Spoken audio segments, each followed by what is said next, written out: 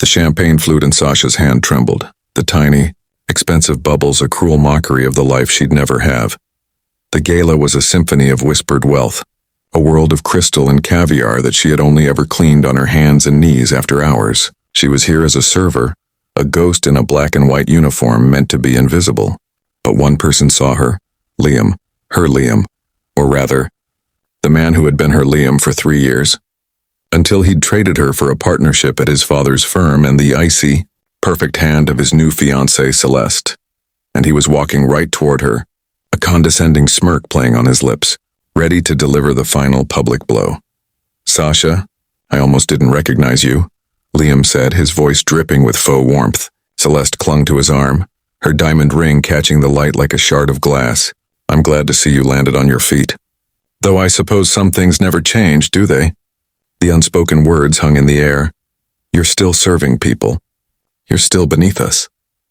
Her throat tightened, the air turning to shards in her lungs. She wanted to vanish, to melt into the polished marble floor. This was the culmination of every humiliation, every bill she couldn't pay, every lonely night in her cold studio apartment. He had taken her heart and was now grinding the last pieces under his polished leather shoe. Her gaze, desperate and wild, swept across the room and landed on him. Alexander Thorne. The Thorn. A man so wealthy, so powerful, he was less a person and more a force of nature. He stood apart, a solitary cliff against a sea of socialites observing the room with an expression of profound boredom. He was famously ruthless, notoriously private, and completely unapproachable, but he was also her only chance. A reckless, insane plan ignited in her mind. It was a Hail Mary pass thrown from the depths of her despair. "Excuse me?" she whispered to a stunned Liam, her voice barely audible. She walked, her legs feeling like water, toward the millionaire. Every step was an eternity. The music faded. The chatter became a distant hum. All she could hear was the frantic beating of her own heart. She stopped before him, her server's uniform a stark contrast to his bespoke black tuxedo. "Mr. Thorne," she breathed, her voice trembling. His cold, gray eyes, the color of a winter storm, flickered down to her. He didn't speak, merely raised a single interrogative eyebrow. This was it, the point of no return. She leaned in, close enough to smell the clean, sharp scent of his cologne. "Please," she begged, her voice a raw, broken whisper. "My ex is here. He's destroying what's left of me. Just for 5 minutes. Act like you love me, please." The words hung between them, pathetic and audacious. She expected him to laugh, to call security, to have her thrown out into the night. Instead, his gaze shifted from her face to somewhere over her shoulder, to where Liam and Celeste were watching, their curiosity palpable. A slow, almost imperceptible change came over his features. The boredom vanished, replaced by a focused intensity. He didn't say a word. He simply reached out, his large, warm hand enveloping her cold, trembling one. Then he did something that stole the air from her lungs. He brought her fingers to his lips and pressed a soft, lingering kiss to her knuckles. His eyes never left hers, and in their stormy depths, she saw a performance so convincing it felt real. "There's no need to act, my darling," Alexander Thorne said, his voice a low, intimate rumble that carried just enough to be heard by the right people. "You kept me waiting." He tucked her hand into the crook of his arm, his body a solid, sheltering presence beside her. He led her away, not as a server he'd just met, but as a cherished companion. "You're trembling," he murmured, his head bent toward hers, the picture of a concerned lover. I'm sorry," she stammered, her mind reeling. "Don't be. Just follow my lead." He guided her through the crowd, his posture possessive and protective. She caught a glimpse of Liam's face. The smirk was gone, replaced by stunned, bewildered jealousy. It was the most potent medicine she had ever tasted. For the next half hour, Alexander Thorne wove a masterpiece.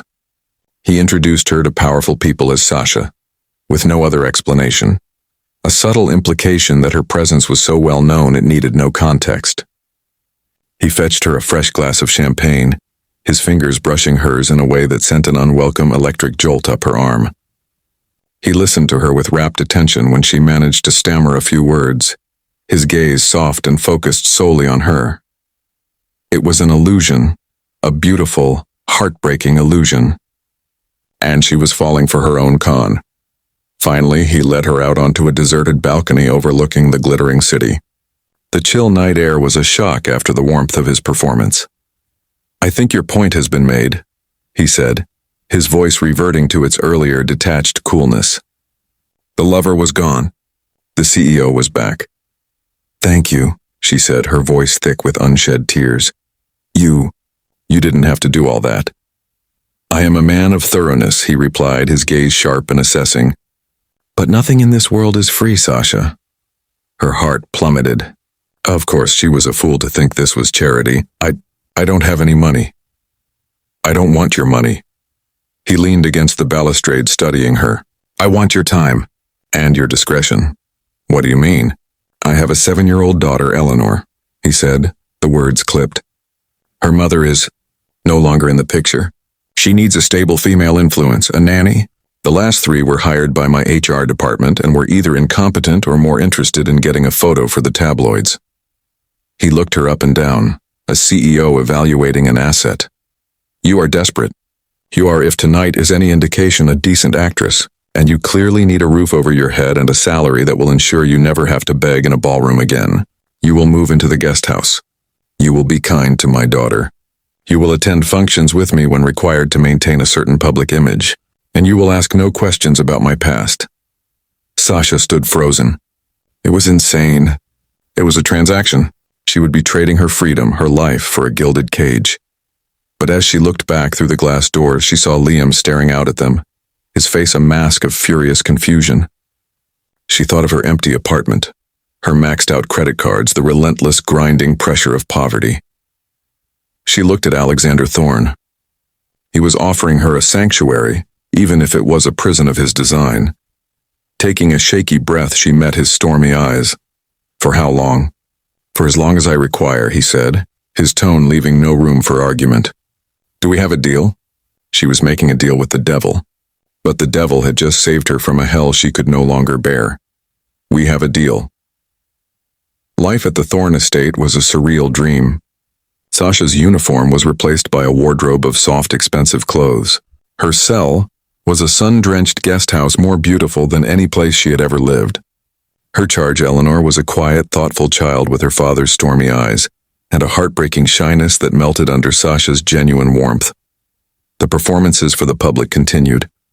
Alexander was a meticulous director, a hand on the small of her back at a charity auction, a shared private smile across a dinner table, a kiss always on the cheek or the hand that was just persuasive enough to be believable.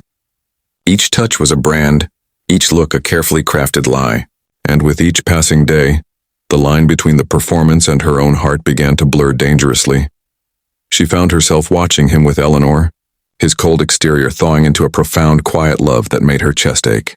She started to see the man behind the billionaire, a man who worked too hard, who carried a weight of solitude she recognized all too well. She was falling in love with him, truly, deeply, and stupidly, and it was the most dangerous part of their deal. One rainy afternoon, Eleanor wanted to play hide-and-seek. "No one ever finds me in the attic," she chirped before dashing off. Sasha gave her a count of 20 before following.